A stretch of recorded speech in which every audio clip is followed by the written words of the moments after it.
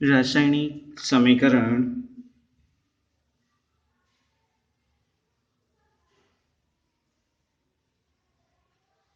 प्रमाणे डायनाइट्रोजन અને ડાયહાઇડ્રોજન વાયુ એકબીજા સાથે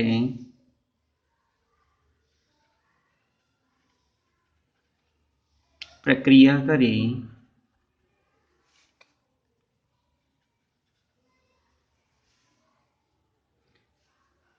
એમોનિયા વાયુ NH3 વાયુ બનાવે છે. રાસાયણિક સમીકરણ ડાયનાઇટ્રોજન gas plus H2 gas 3 times of H2 gas will gives 2 times of NH3 gas. Question number 1. જો 2.0 into 10⁻³ ગ્રામ डायनाइट्रोजन 1.0 into 10⁻³ ગ્રામ H2 સાથે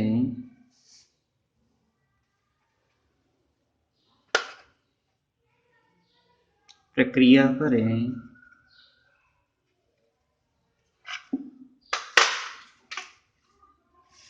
તો ઉત્પન્ન થતા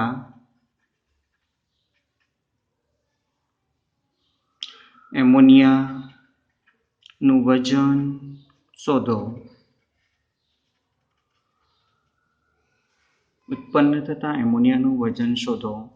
તો તેના સાદરૂપ માટે ડાયનાઇટ્રોજન gas plus 3 times of H2 gas will gives 2 times of ammonia gas.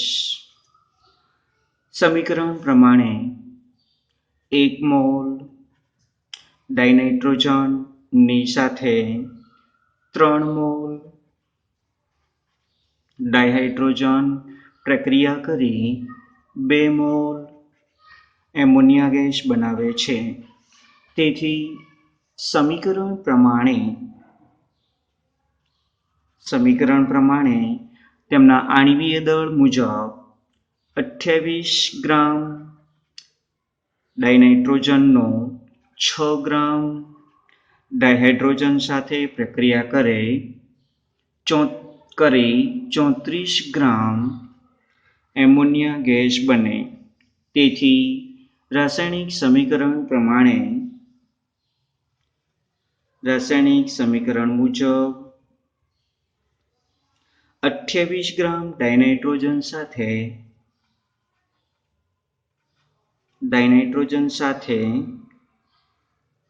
6 gram H2 પ્રક્રિયા કરે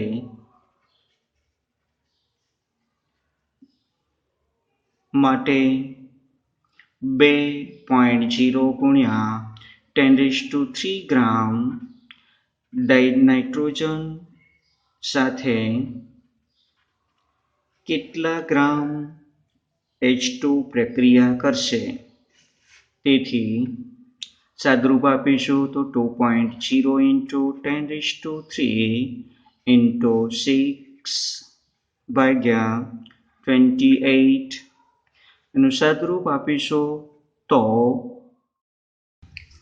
તેનું સાદરૂપ આપતા 0.428 into 10⁻³ is equal to 428 gram H2 સાથે પ્રક્રિયા કરશે.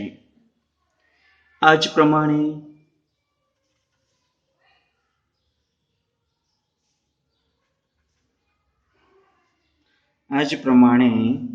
28 ગ્રામ N2 એ 34 ગ્રામ એમોનિયા NH3 ઉત્પન્ન કર્યો.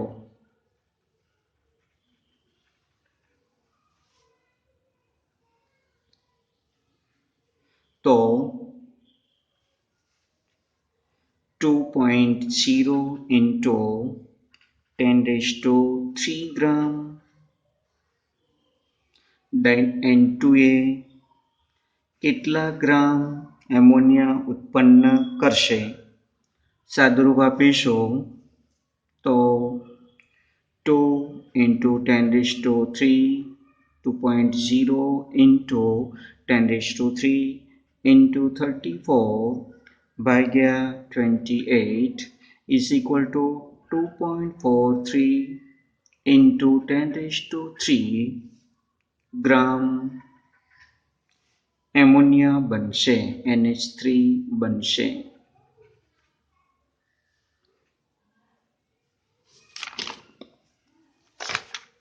એમાં બીજો પ્રશ્ન છે ક્વેશ્ચન 2.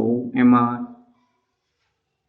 બંને પ્રક્રિયકોમાંથી કોઈ પણ પ્રક્રિયા પામ્યા વગર રહેશે? બંને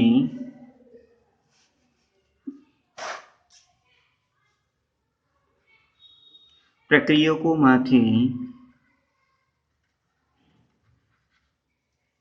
કોઈ પણ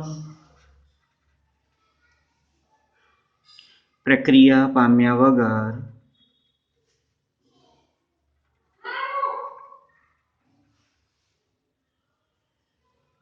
રહેશે. અહીં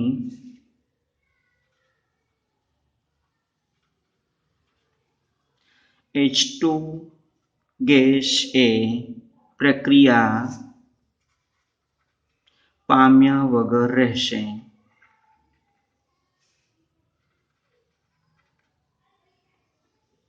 કારણ કે N2A ડાઇનાઇટ્રોજન એ 1 મોલ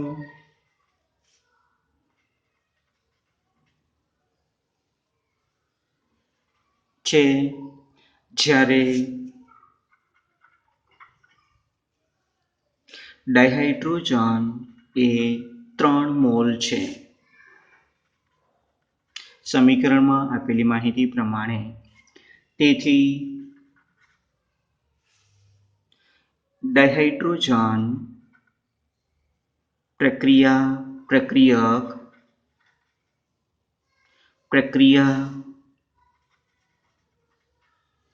પામ્યા વગરનો રહેશે.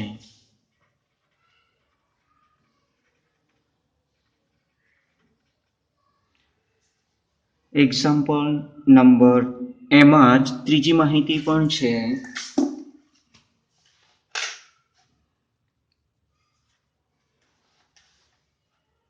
કે પ્રક્રિયા પામ્યા વગરનો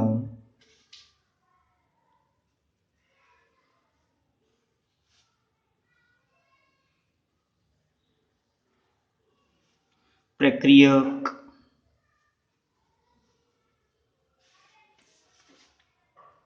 ડાયહાઇડ્રોજન છે, તેનું દળ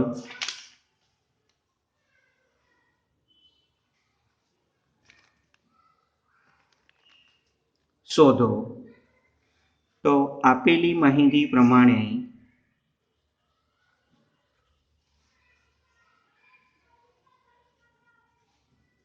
મુજબ H2 નું દળ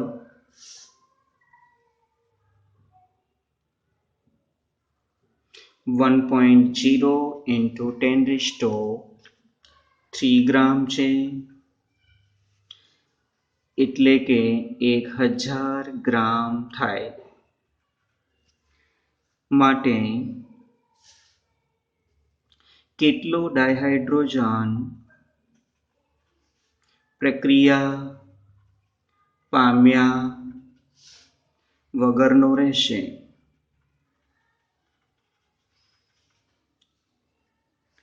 તેની સમજૂતી આપવા માટે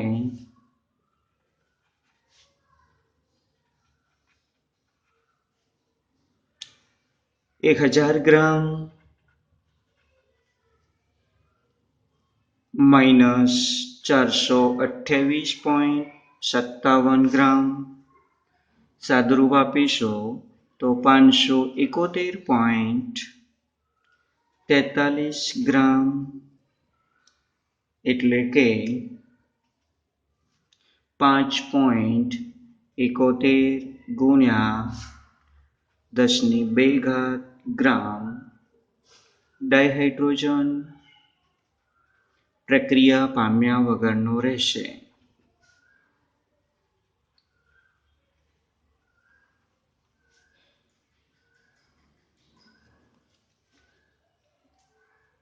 એ જ પ્રમાણે એક્ઝામ્પલ નંબર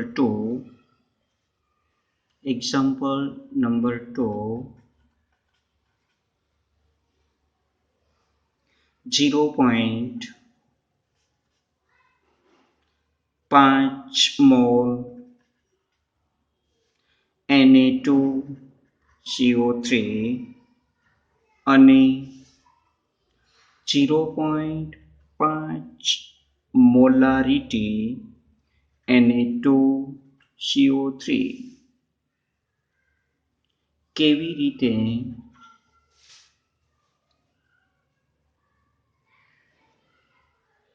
જુદા પાડી શકાય?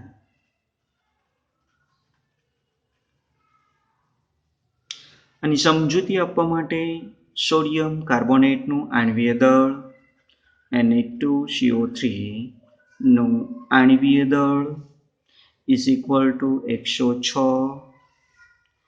ગ્રામ પ્રતિ મોલ.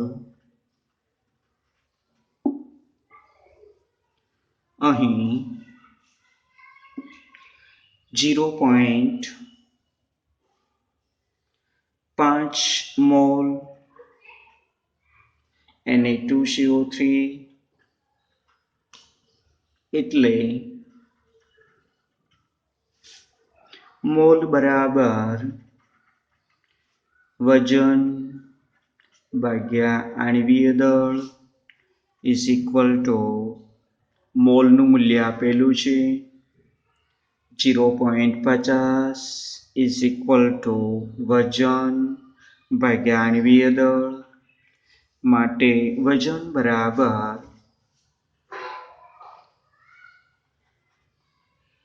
therefore વજન is equal to 0.50 ગુણ્યા 106 is equal to 53 gram Na2CO3 થાય. જ્યારે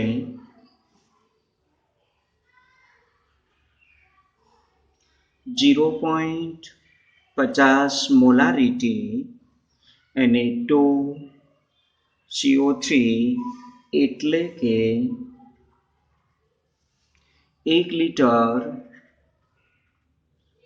એટલે કે 1000 મિલીલીટર પાણીમાં 50 ગ્રામ Na2CO3 થાય.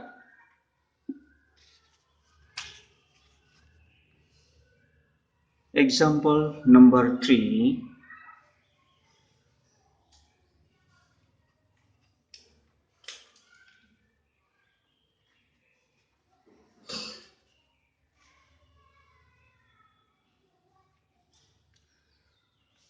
જો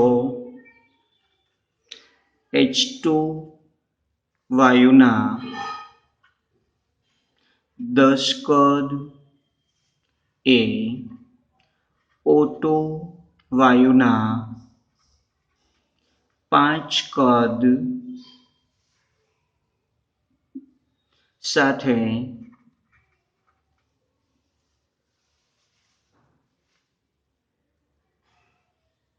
પ્રક્રિયા કરે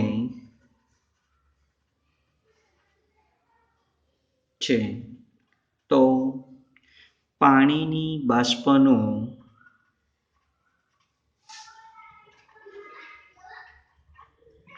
કેટલું કદ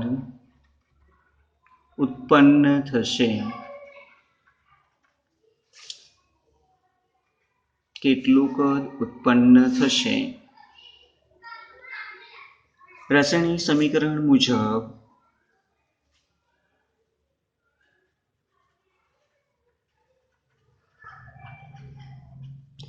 to time of H2 gas plus O2 gas will gives 2 time of H2O gas। સમીકરણ મુજબ બે કદ H2 એક કદ O2 વચ્ચે પ્રક્રિયા થઈને બે કદ H2O બને।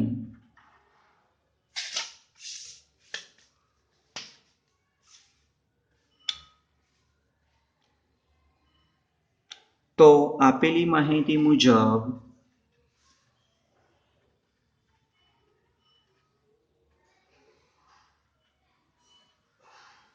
દસ કદ H2 પાંચ કદ O2 સાથે પ્રક્રિયા કરી 10 કદ H2O બનાવશે।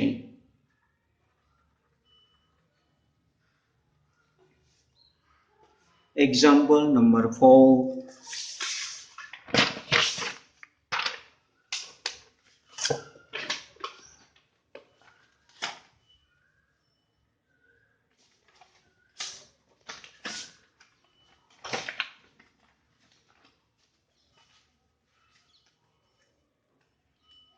Example number 4।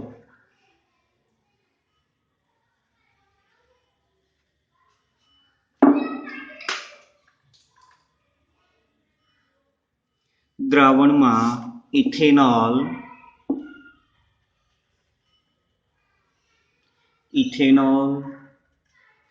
C2H5OH ના મોલ અંશ 0.04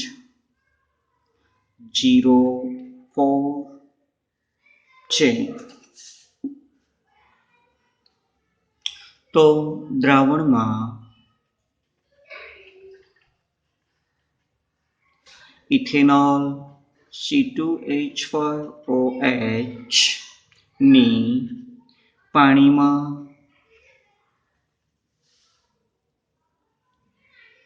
મોલારિટી કેપિટલ M નું મૂલ્ય શોધો। અહીં C2H5OH ના મોલ અંશ એટલે કે X of C2H5OH ઇથેનોલના મોલ અંશ 0.04 આપેલું છે। તેથી સૌપ્રથમ મોલારિટી એટલે મોલ પ્રતિ લિટર। એનો અર્થ એવો થશે કે 1 લિટર જલીય દ્રાવણમાં ઓગળેલા ઇથેનોલ C2H5OH ના મોલ। હવે 1 લિટર પાણી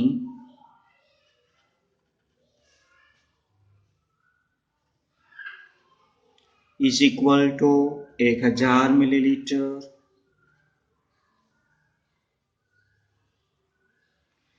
પાણી is equal to 1000 ગ્રામ પાણી। જ્યારે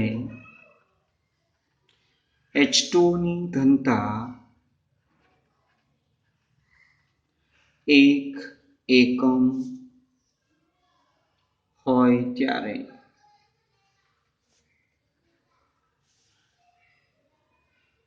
તેથી H2O ના મોલ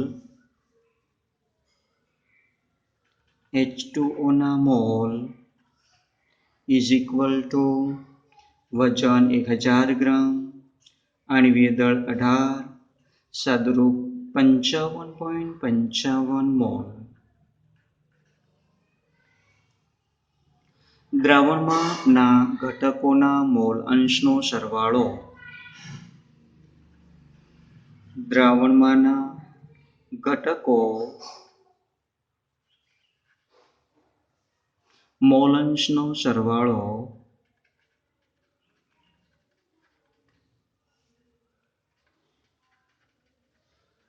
1 થાય. Therefore, X of C2H5OH ઇથેનોલના મોલ અંશ પ્લસ H2O ના મોલ અંશનો સરવાળો 1 થશે.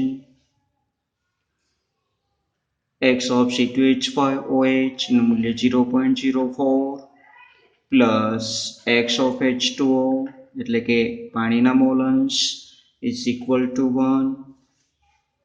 Therefore, X of H2O is equal to 1 minus 0.04 is equal to 0.96.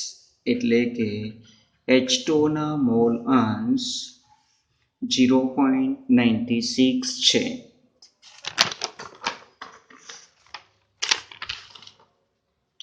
Therefore, H2O ના મોલ અંશ બરાબર X of H2O is equal to H2O ના mall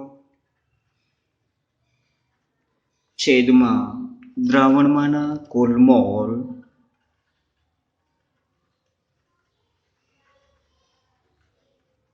is equal to H2O ના મોલ 55.55 divided H2O ના mall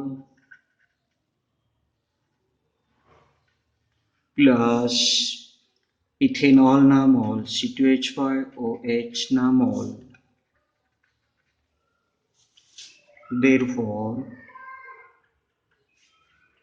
0.96 is equal to 55.55 ભાગ્યા 55.55 plus C2H5OH ના mall.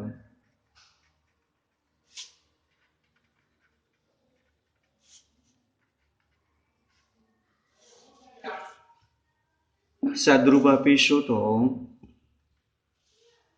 0.96 કૌંસમાં 55.55 plus C2H5OH ના mall is equal to 55.55. Therefore,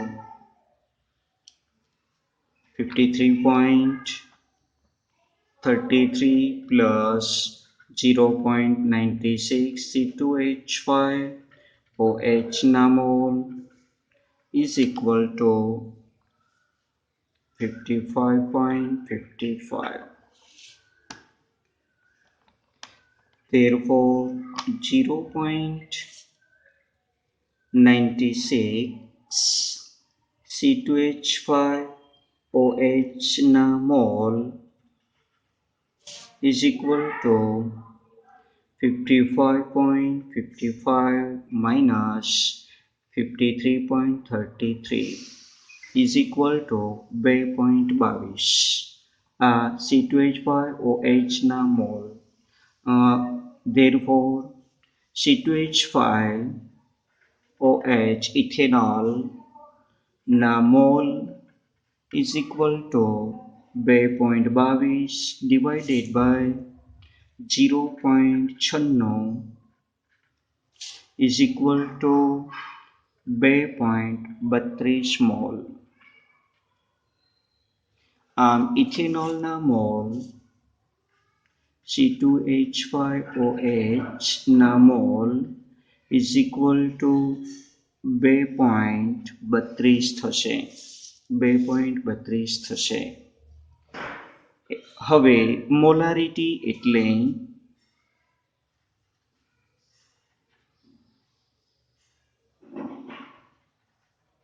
molarity એટલે 1 લિટર દ્રાવણમાં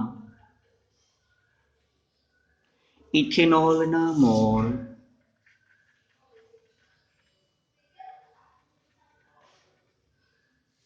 2.32 છે, જે તેની મોલારિટી